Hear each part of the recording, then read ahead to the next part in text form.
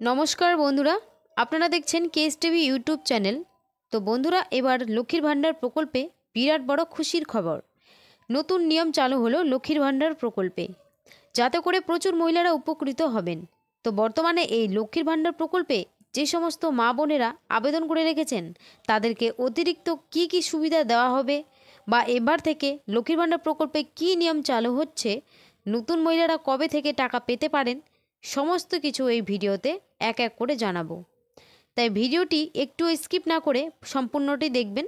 আর বলবো, যদি এই চ্যানেলে নতুন দর্শক হয়ে থাকেন, তাহলে চ্যানেলটিকে অবশ্যই সাবস্ক্রাইব করে পাশে থাকা অল নোটিফিকেশন বেলটি অন করে নেবেন, এই ধরনের গুরুত্বপূর্ণ ভিডিও সবার আগে পাওয়ার জন্য। তো চলুন ভিডিওটি শুরু করা যাক। এবার লক্ষ্মীর ভাণ্ডার প্রকল্পে নতুন নিয়ম চালু হয়ে গেল। দেখুন, বলা হয়েছে লক্ষ্মীর ভাণ্ডারের জন্য আবেদন এবার বছরের যে কোনো সময়, অর্থাৎ এর আগে লক্ষ্মীর ভাণ্ডার প্রকল্পে শুধুমাত্র দুয়ারে সরকার ক্যাম্প থেকে আবেদন করা যেত। এবার কিন্তু আর দুয়ারে সরকার নয়, যে কোনো সময় কিন্তু আপনারা আবেদন করতে পারবেন। তো কোথা থেকে আবেদন করবেন সেটা জানাবো। দেখুন, বলা হয়েছে 2,21,00,000 মহিলা সুবিধা পেয়েছেন 2024-25 অর্থ বছরে। তবে এবার আরও প্রচুর মহিলারা নতুনভাবে যুক্ত হচ্ছেন। তো নতুন মহিলারা কবে থেকে টাকা পাবেন সেটাও জানাবো। দেখুন, এখানে বলা হয়েছে এখন আর শুধু দুয়ারে সরকার নয়, বছরের যে কোনো সময় লক্ষ্মীর ভাণ্ডারের জন্য আবেদন করা যেতে পারে। পঞ্চায়েত এলাকায় ব্লক অফিসে গেলেই লক্ষ্মীর ভাণ্ডারের জন্য আবেদনপত্র পাওয়া যাবে। নির্দিষ্ট নিয়মাবলী মেনে আবেদনপত্র পূরণ করলে এই প্রকল্পের সুবিধা পাবেন রাজ্যের মহিলারা।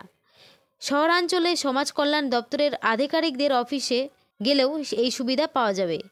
আগে শুধুমাত্র দুয়ারে সরকার শিবিরেই লক্ষ্মীর ভাণ্ডারের জন্য আবেদন করা যেত, তাই শিবিরগুলিতে প্রচণ্ড ভিড় হতো, আলাদা করে কাউন্টার খুলতে হতো। কিন্তু এখন থেকে সারা বছর এই পরিষেবা পাওয়া যাবে।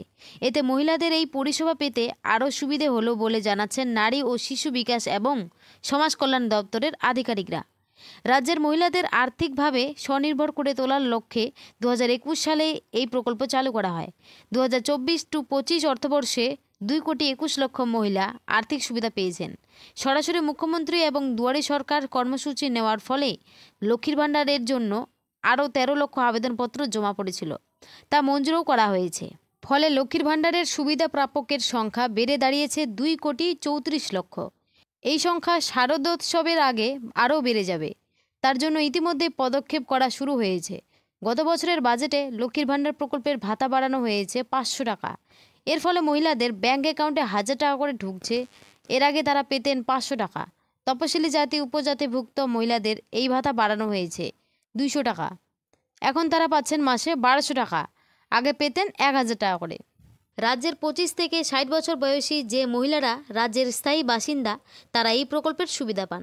তবে যদি কোনো মহিলা সরকারি বা সরকার পোষিত সংস্থায় চাকরি করেন, তিনি লক্ষ্মীর ভাণ্ডারের জন্য আবেদন করতে পারেন না। এছাড়াও কোনো বিধিবদ্ধ সংস্থা যেমন পঞ্চায়েত, পুর নিগম ও পৌরসভা থেকে যদি কোনো মহিলা বেতন পান, সেক্ষেত্রেও তিনি আবেদন করতে পারেন না। এমনকি স্থানীয় স্বশাসিত সংস্থা থেকে যদি কোনো মহিলা বেতন বা আর্থিক সুবিধা পান, তাহলেও তিনি লক্ষ্মীর ভাণ্ডার প্রকল্পে টাকা পাওয়ার যোগ্য বলে বিবেচিত হন না। রাজ্য সরকারের থেকে অবসরকালীন আর্থিক সুবিধা অথবা পারিবারিক পেনশন পান এমন মহিলারাও লক্ষ্মীর ভাণ্ডারের জন্য আবেদন করতে পারেন না। লক্ষ্মীর ভাণ্ডারে আবেদন করার সময় আধার কার্ডের ফটোকপি, প্রয়োজনে তপশিলি জাতি উপজাতির শংসাপত্র জমা দিতে হয়।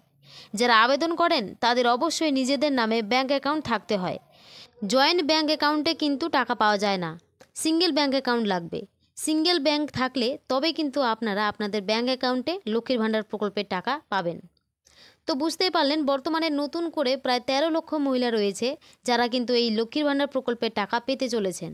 তো এই মাসে যদি টাকা না পান, আগামী মাসে কিন্তু আপনার ব্যাঙ্ক অ্যাকাউন্টে লক্ষ্মীর ভাণ্ডার প্রকল্পের টাকা ঢুকে যেতে পারে। তো বন্ধুরা, এই ছিল আজকের আপডেট। যদি আপনাদের ভিডিওটি ভালো লেগে থাকে তাহলে অবশ্যই একটি লাইক এবং সাবস্ক্রাইব করে পাশে থাকবেন। ধন্যবাদ।